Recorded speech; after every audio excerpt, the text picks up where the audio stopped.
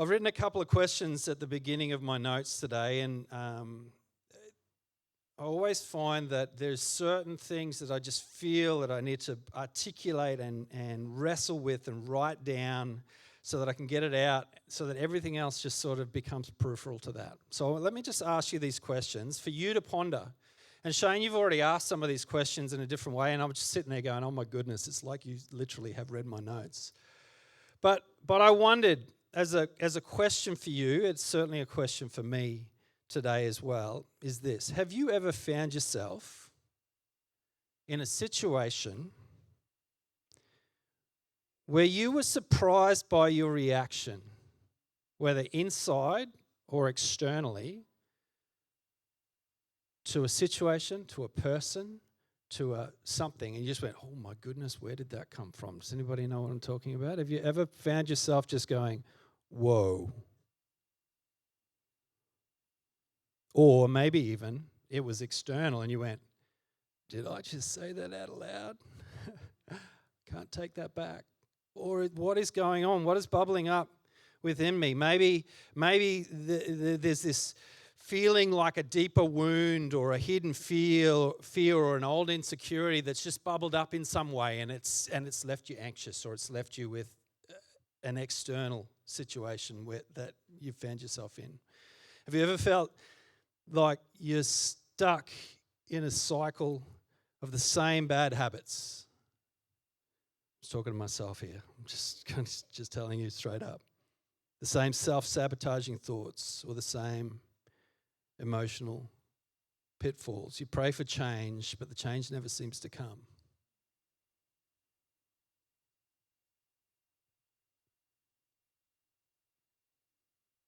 The danger, Shane, I'm going to pick on you because you were up here and you declared it. The danger of the quiet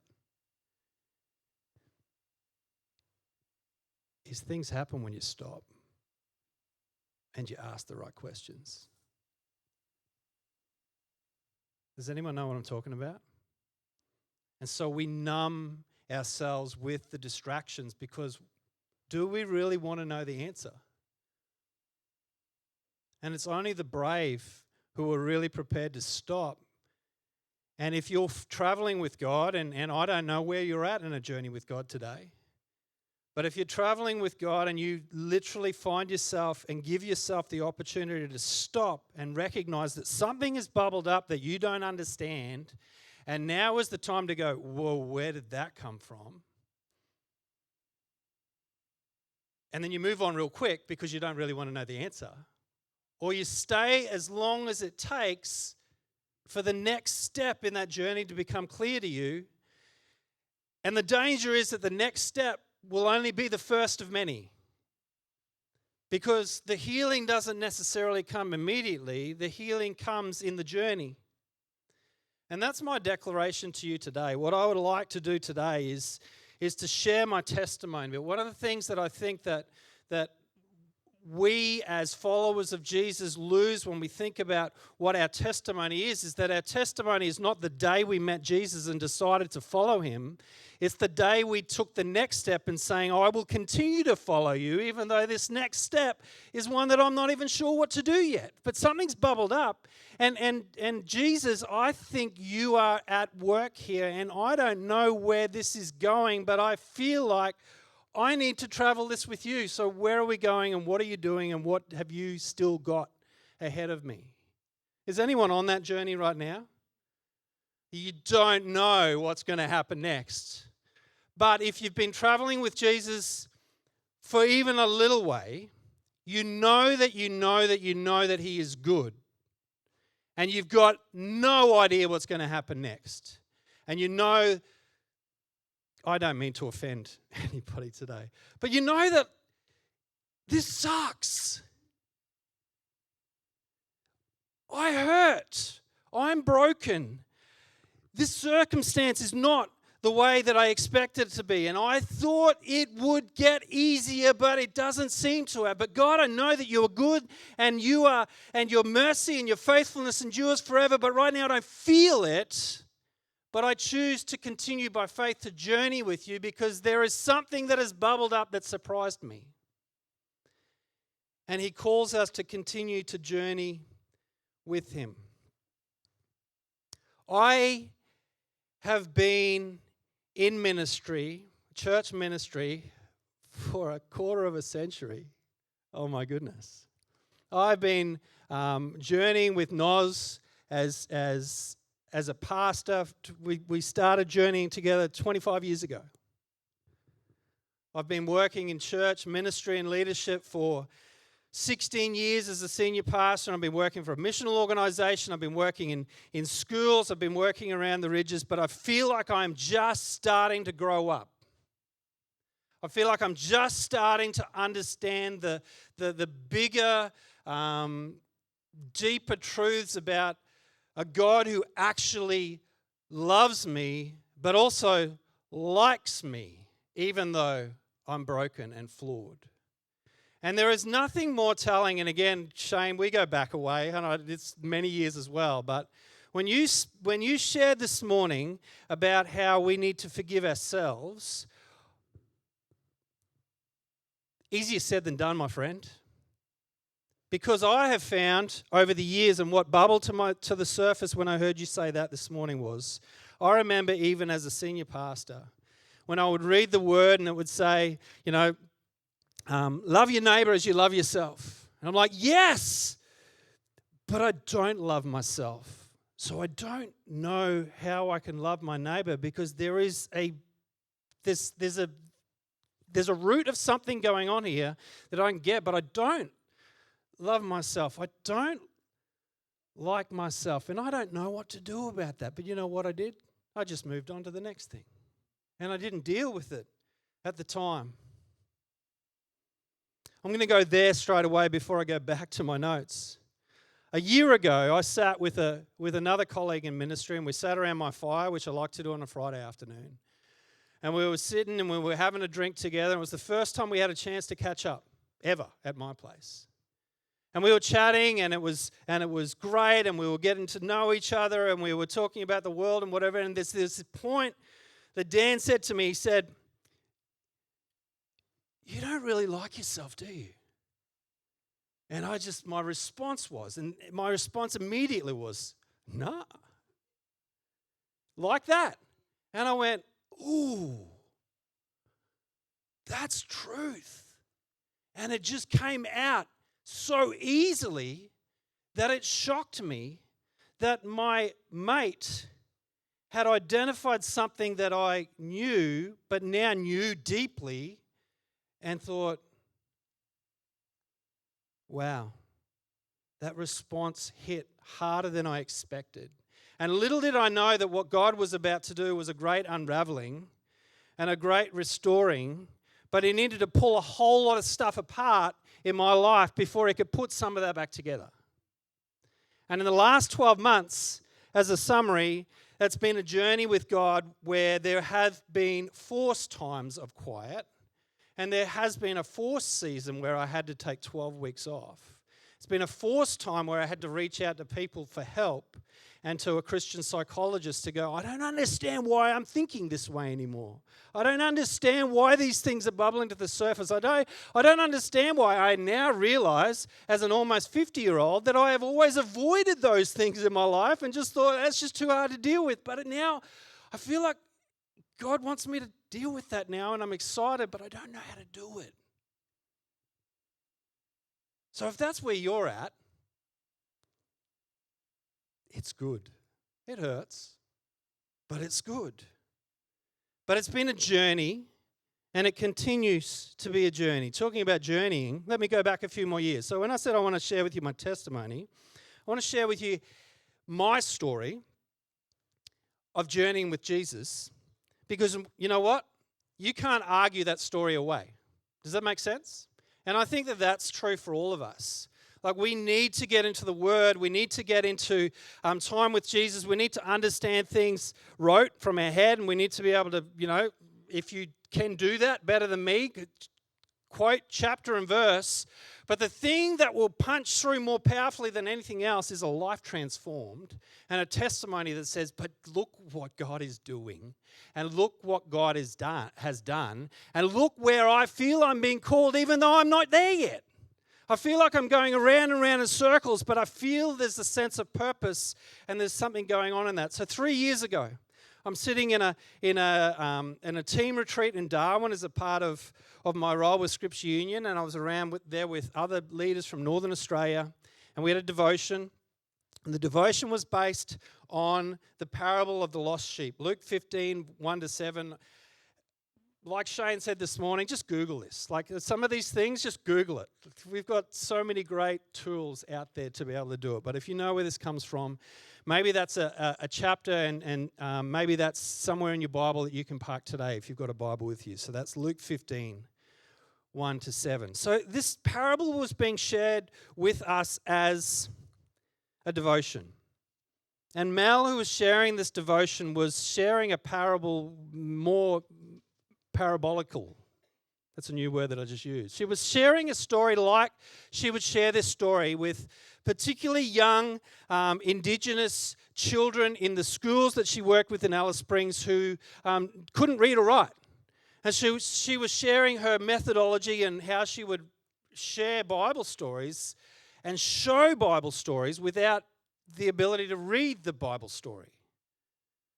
Do you know anybody in your world that has a challenge of being able to pick up the things that comes just as second nature to you? And so she's sharing this very short story, but it took her 20 minutes to tell the story.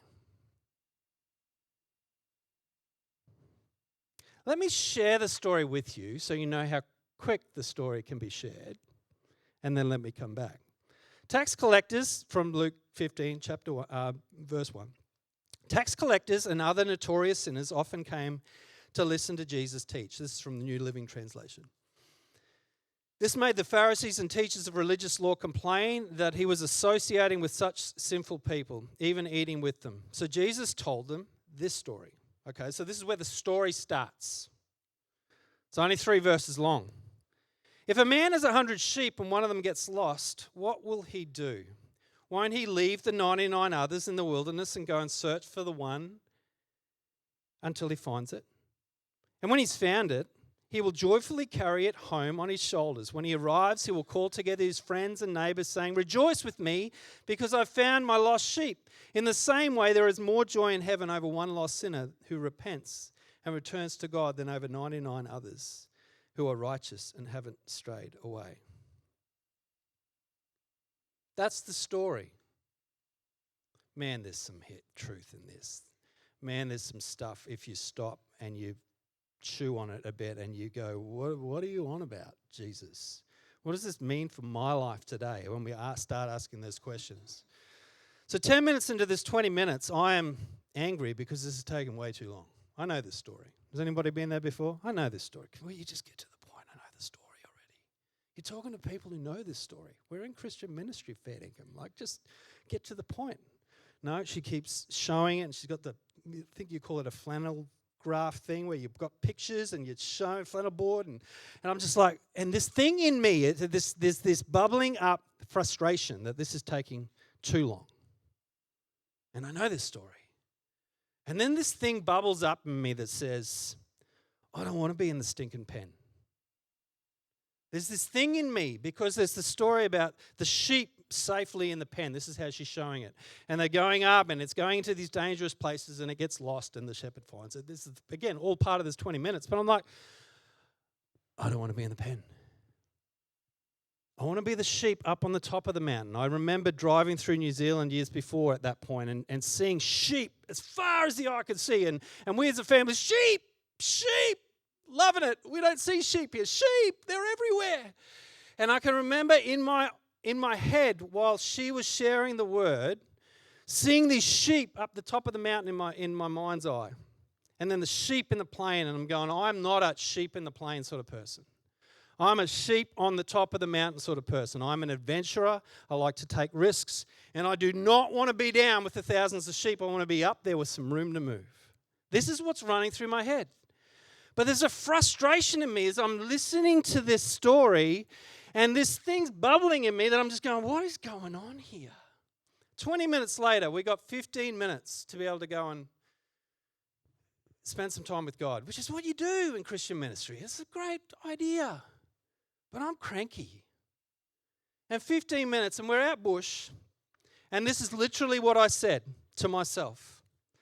I do not want to be with these people right now. I'm just so cranky. I don't know why I'm cranky. So if I've got to be away for 15 minutes, I'm going to walk for 7.5. I started my watch. And I'm going to get back in exactly 15 minutes because I don't want to sit here talking about anything. Because does anybody know what I'm talking about?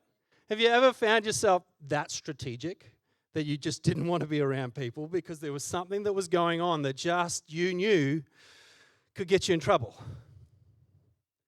So I walked for 7.5 minutes, and I'm mindful that I don't understand why I'm so cranky, but I'm too cranky to actually want to deal with it. And then I turn around, and it's like, maybe I should talk to Jesus about this. So I said, Jesus, I don't get why I'm so cranky, or what this thing that's bubbling up in me about not wanting to be in the pen and just want to be out in the hill. And with about 2 minutes left before I got back to where we were, it's like he dropped this moment like I had lived it the whole day. Have you ever had an experience with God like that? It's just like he spoke almost like a story within a story that captured me in that moment. And it's like he said to me, Dan, I've called you to the dangerous places. It's like he spoke that and the tears opened and I just wept as I walked. It was instantaneous. I don't know if that means anything to you, but it meant something to me there. Something happened that broke me, and I realized I wanted to go back and tell the people I was cranky with and didn't want to hang out with what had just happened.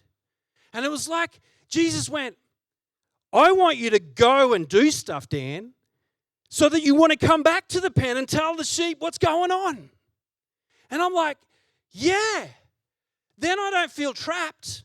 Then I feel like I can contribute because God has just told me. It feels like Jesus has just gone, yep, that's the way I made you. Just be you.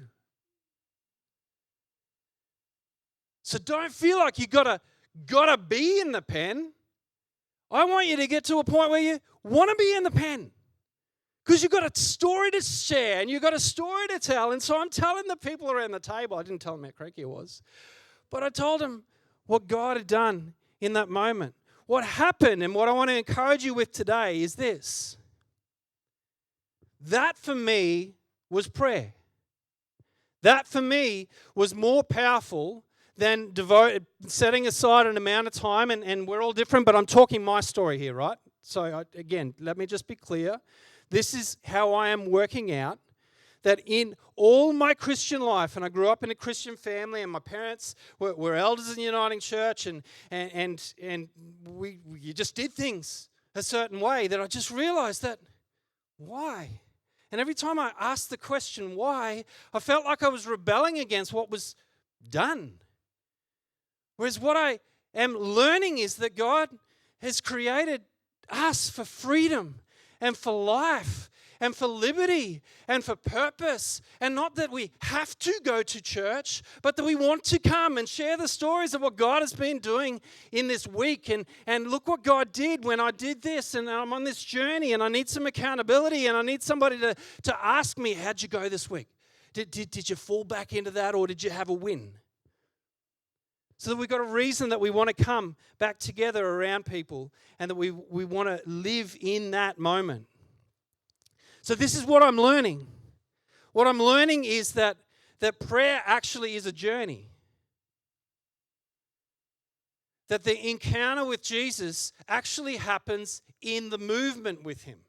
Not in the sitting, but in the actual conversation.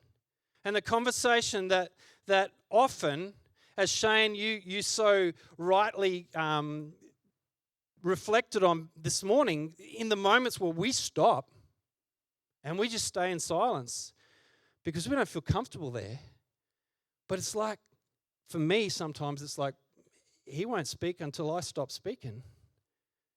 Because it's like, hey, how about you just stop so I can say what I'm going to say?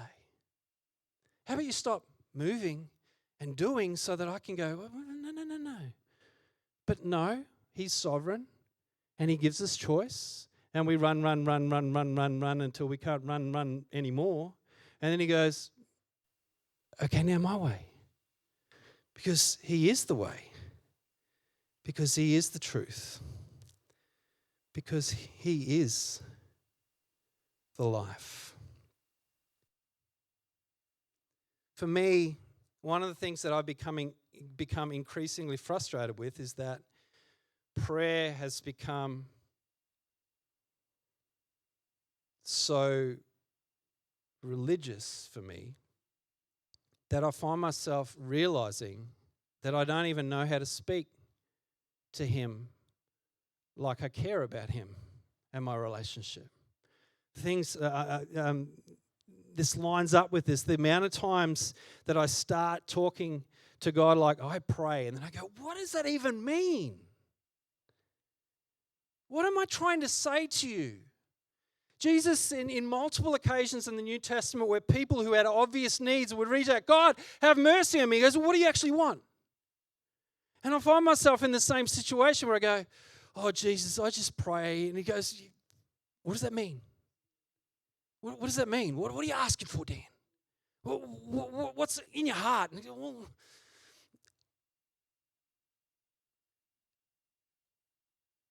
I don't know. He goes, good start.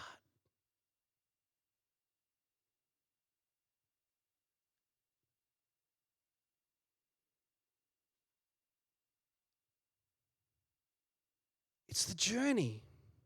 And for me, prayer at the moment is the journey of realizing that I don't know how to communicate in a way that is relational and life-giving to me. And relational and life-giving in my relationship with God. Does that make sense to you? Like, think about the way that you communicate with people that you care about. Can others hear as you communicate with them the level of connection and love and generosity that you have with the people that are around you? I hope that that's the case. How do you speak with God? What does that feel like to you? Is it transactional or is it relational? And I find that more often than not, it's too transactional for me. It's not revealing my heart. It's not me asking that the Father's heart would be revealed. It's not journeying with the awkwardness of the circumstances to find out what's actually going on in my life or in the relationship with God. I've found, I love AI now. This has got to do with this. I'm not completely sidetracked. Does anybody use ChatGPT or Gemini or anything? Man, I was fearful of it before I started using it. But I've realized with good search engines, even a good search engine, but even more so with AI, it's about the questions you ask it. It's actually about your competency in actually asking what you're actually looking for. And when you ask a question of ChatGPT or Gemini, which are the two that I use, and it comes back with something, it's asking the subsequent question to clarify that. I go, that's not what I was looking for. It's literally what I'll write in ChatGPT. No, that's not what I was looking for. I was actually looking for this. And I've realized that I need to ask better questions of God. Matthew 7, verses 7 to 11 says this, keep on asking and you'll receive what you ask for. This is what Jesus says to us. Keep on seeking. So let me go back again. We've heard it maybe in your Bible translation, ask but if we look at the actual translation of the words, it's ask and keep on asking. It's not passive. It's not just, hey, I need this. Hey, I really need this. I'm asking still until I get this. I need to ask a different way.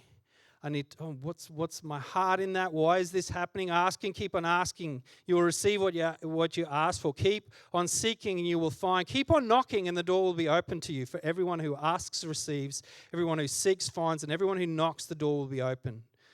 You parents, if your children ask for a loaf of bread, do you give them a stone instead? Or if they ask for a fish, do you give them a snake? Of course not. So if sinful people know how to give good gifts to their children, how much more will your heavenly Father give good gifts to ask him. Before I round out and give you some actionable things, I'm hoping something's sinking through today.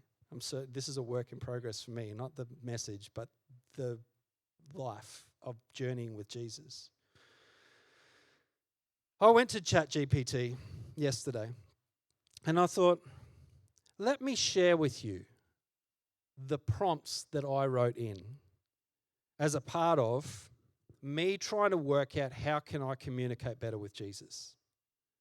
Now you're going, what? That's just weird. I will take whatever help I can get, okay? So I am on a journey with people. I'm on a journey with technology. I'm on a journey with whatever it is to change the way that I speak. Before I get to that, I've realized as a part of that, I don't even communicate with my parents well enough. And I'm at an age now where I'm growing up and I realize I don't know so much about my upbringing of my parents, their story. I know how great they are. They are awesome.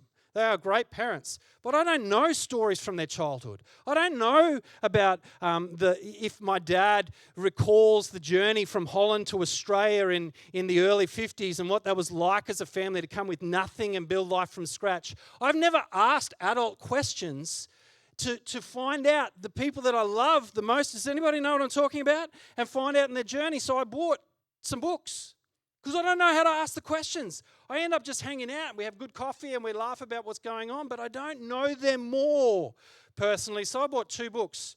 Dad, tell me your life story, and Mum, tell me your life story. And I delivered that to them last week.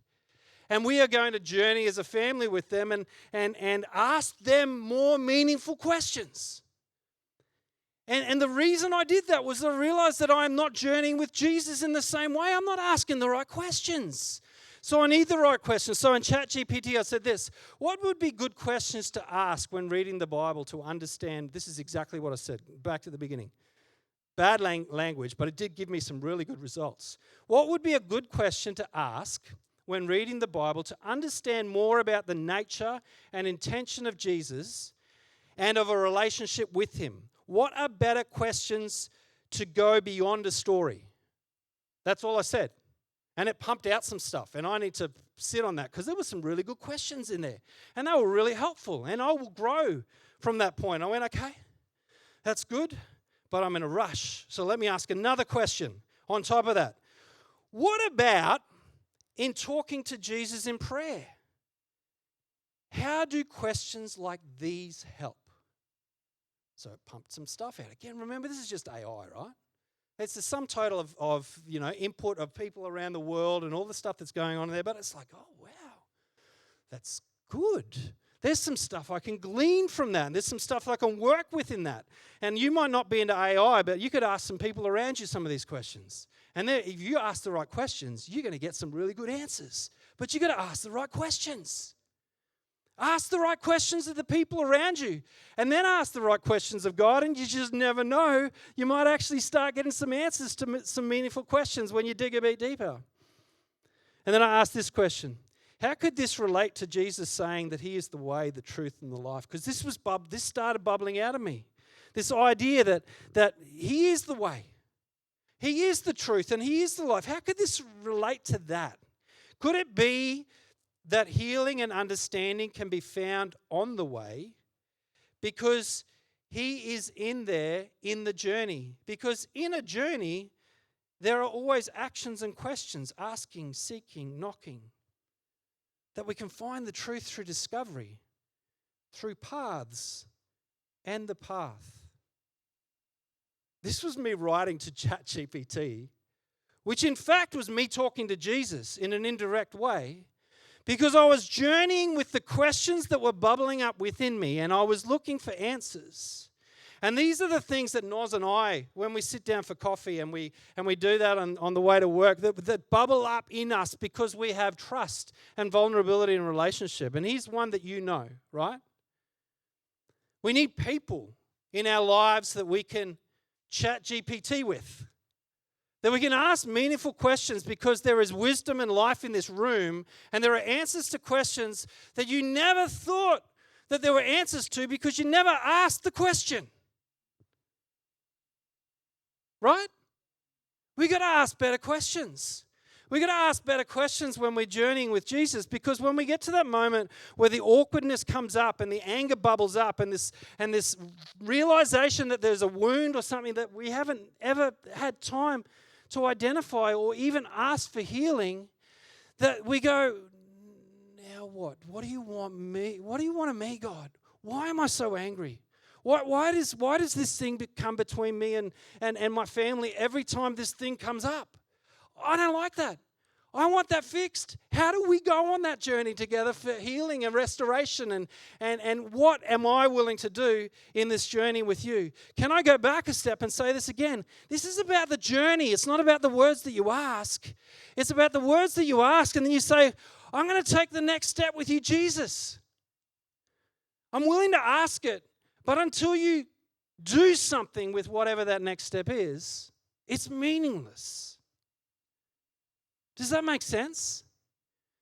Exactly what, again, Shane, couldn't have said it better myself. God is sovereign.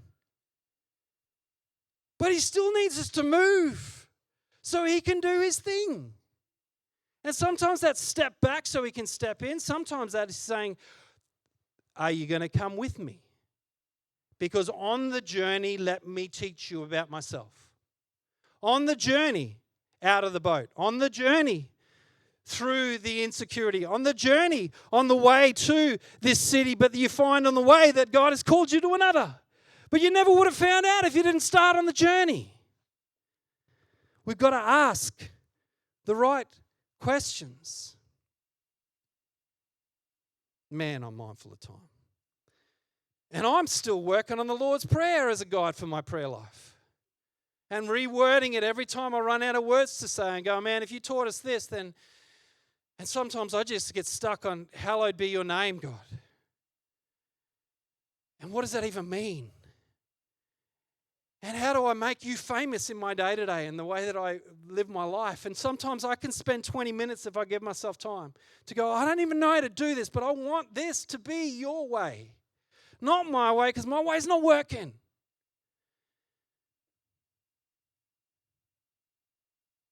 I'm going to ask, and again I said I wrote some stuff down that I wanted to really lock in. I'm going to ask these closing questions, and then I want to pray for me and for us. Because I really, really do not want to stay in mediocrity when there is life and life in abundance available for me. Maybe not even in the next step, but the next step is it's the next step on the journey towards this journey. And it's not about where I get, it's about who I go with. It's about the one who called us to the journey, not to the destination. He calls us to journey with him. So my question is this. Is there a door in your life that you're afraid to knock on? I'm the way, the truth, and the life, Jesus said. He said, ask, seek, knock. But you know what happens when you knock on a door and it's open? Nothing unless you actually grab the latch and open it.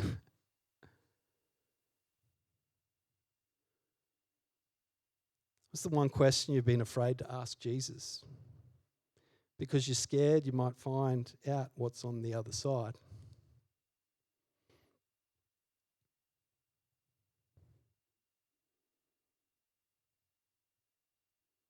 If Jesus is the way, the truth, and the life,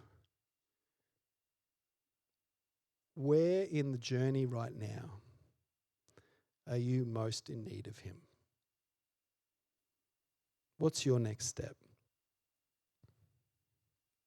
If this is a journey, if this is a relationship, and I don't know where you're at, whether you've even got your head around that yet, but something that I've worked out, even though I have been in full-time ministry up until this season, for the last 25 years, I've been traveling with Jesus one way or another my whole life. One of the things that I've realized is that it is a journey and there's always a next step. So what's your next step? What's your next move? And who's with you in this season?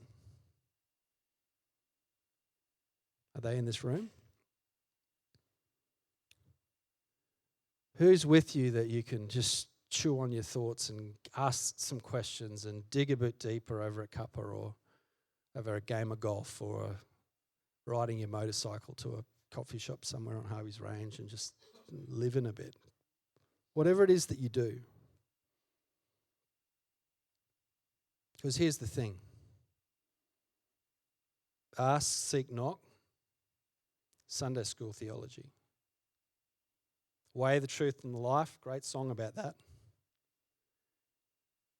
But I could live the rest of my life still chewing on that and getting deeper and deeper and deeper and deeper and deeper and deeper and deeper and finding more and more truth if I just stayed in that. Because it would be about asking deeper questions about a deeper God who has deeper love for me than I do for myself. But going back to an original thought, I'm learning to actually like myself because God is putting me back together because I stopped long enough to let him.